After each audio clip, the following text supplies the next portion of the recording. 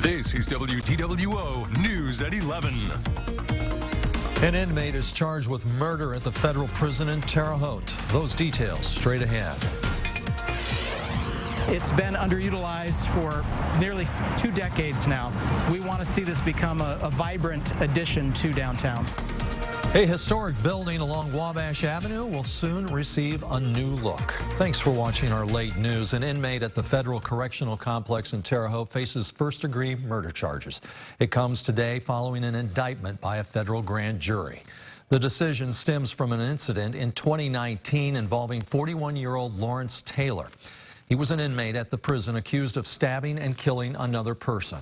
A press release goes on to say if convicted, Taylor faces a maximum penalty of life imprisonment. The FBI is currently investigating that case. Police arrested a man after he allegedly pointed a gun at relatives and later barricaded himself inside a home. According to Vigo County Sheriff John Plassey, around 7:30 last night, officers went to West Manchester Avenue in West Terre Haute. The special response team was called in to help. Eventually, officers took 68-year-old Thomas Quintana into custody. He faces a variety of charges, including criminal recklessness with a deadly weapon and intimidation. Plassey says the relatives were able to safely leave the home before police arrived. One person died following a motorcycle crash this morning in Vigo County. According to the Vigo County Sheriff's Department, the crash happened just after 4 a.m. in the 3600 block of Old Paris Road in the western part of Vigo County. Investigators say the driver of the motorcycle, Connie Heilman of West Terre Haute, left the roadway and struck a utility pole. She died at the scene. A historic building in downtown is undergoing a restoration project. The Indiana Landmarks Foundation plans to restore the old Terre Haute First National Bank building on Wabash Avenue. After the pandemic slowed the project, it's finally starting to pick up steam. Terry Craig took a tour inside that building, and he tells us what they have planned for the building. Terry. A historic building along Wabash Avenue is going to get a new look. This 118-year-old building along Wabash Avenue is one many recognize but may have never seen inside. Now, an organization is looking to restore its historic glory.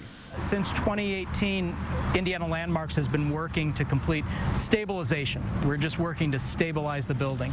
After numerous uses over the course of a century, the building has been vacant since 2008 and is showing signs of wear and tear. Indiana Landmarks acquired the building in 2015 to avoid it being demolished.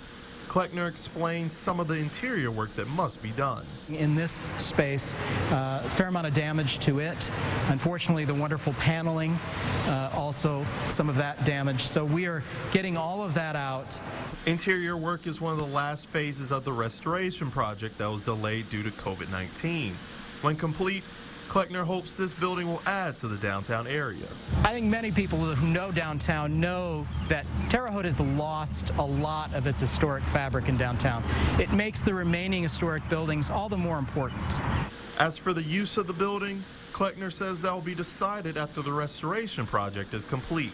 End goal is to see the building rehabilitated into a new use that really puts it into full use. It's been underutilized for nearly 2 decades now. We want to see this become a vibrant addition to downtown. Kleckner says he hopes to have the restoration project complete sometime in July. Very impressive building there. All right, thank you, Terry. A new affordable housing project is on the way to Terre Haute. It will be located on Elm Street, just south of Locust Street. Mayor Duke Bennett says $30 to $40 million worth of housing development projects are on the way to the city. He says that will happen within the next 12 to 18 months. It all comes from tax credits. Many organizations continue to work with the city to provide low-income housing for residents. One of them is Mental Health America of West Central Indiana. CEO Myra Wilkie says after the success of 3 other projects, it was time to create a 4th. Our homeless outreach workers have about 99 people on their caseload, and there are only 2 of them. So as we were thinking about the need, we thought we really needed to expand. The new project will face the west lot of Liberty Village and will have 42 apartments with 1 bedroom each. Construction for the new complex will begin at the end of August. As gas prices continue to soar, the wallets of motorists are taking a hit. Some solutions could be to drive less, use public transit, or bike.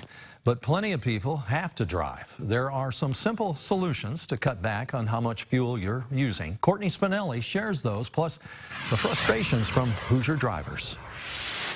None of them's going to be a giant step, but if you add it all up, it helps. As soaring gas prices jump the $5 mark, Hoosiers are feeling the hit. And these gas prices are killing me. It's ridiculous. I'm hoping that they can do something about it to solve this problem. There may not be one single solution to the problem. Every little bit counts. Experts like Ty Tar, owner of Ty's Automotive, say you can take some easy steps to cut back on your gas usage. In turn, you might just cut back on how often you're at the pump. Keep your car running right, checking your lights on. That's the problem. Simple maintenance goes a long way. That includes keeping your tires properly inflated. Tar says this tops his list of ways to improve gas mileage. Easier for the car to go down the road, the better mileage it'll get. Speaking of making it easier, too much junk in the trunk means you're using more gas to get the added weight up to speed. You'll also want to clean out by replacing your air filter as needed. You want to think of your air filter like a mask. The dirtier it is, the less effective it is. And just like you, your car has to breathe. So the less it can breathe, the more gas it's using. A lot of places when you have your car serviced, well, we check them all the time. But just about everywhere you go. You should also be steadying your acceleration, avoid going too fast or too slow, and braking aggressively. Also, consider planning your route so you're not in a rush. If you're in a hurry and you're always, late for work, you're going to use more gas to get there. Both John Bivens and Anthony Jones say they drive for a living. My car's sitting at home on E right now. I had to make a choice. I'm on the run right now. Do I drive my car or do I drive my van? It's affecting everybody, right? Yeah, and I'm a transporter, too. Both are also hoping things change soon. If you're not rich, you're in the ditch. I'm not rich. Well, experts also say another way to ease the pain at the pump is to look for rewards programs. Most are free to join, and you could save several cents per gallon. Today, President Biden signed into law 9 bipartisan bills he says will help pay back veterans by improving their health care. The legislation expands access to breast cancer screening and improves imaging services. It also continues to compensate those who develop medical conditions because of the country's World War II-era nuclear program. The bill's authors stress that this will also make it easier for Vietnam veterans who were exposed to Agent Orange to get treatment. The total cost is $278 billion over 10 years. Also, it would offer health care to 3.5 million veterans. The bill cleared a key vote in the Senate on Tuesday, setting up its likely passage later this week. Indiana's hospital industry is running short of some basic items needed for surgery, and officials are worried it could delay certain procedures. CAT scans and MRIs may be delayed this summer. That could happen if technicians can't get the contrast or dye needed to inject into a patient. That's because the plant in China where the dye is made has been shut down due to COVID. One hospital in Shelbyville was supposed to receive a shipment of supplies today, but it didn't. So now it's calling on other hospitals to see what they have to trade. We'd say, okay, does anybody have this size sterile glove? We're short on this size sterile glove. And one of our other hospital partners may say, hey, we got a shipment last week. We'll send you some. We need this. And so we've done a lot of that. The Indiana Hospital Association just received survey answers from 170 hospitals asking about supply chain shortages. One of the most crucial components that is in short supply is blood. Nationwide rankings show Indiana's maternal mortality rate is among the worst in the nation. That's why state lawmakers plan to study the issue this summer. That includes the deaths of women who are pregnant, in childbirth, or postpartum up to 1 year. From being pregnant is not something that should be happening in 2022. State Representative Vanessa Summers, who we just heard from, works with the Indiana Minority Health Coalition. She says women of color are at a higher risk. Right now, lawmakers say they're still working to determine who will talk with them during the studies committee meetings. Those meetings will be held later this summer. Today, Illinois Governor J.B. Pritzker signed legislation meant to increase access to higher education.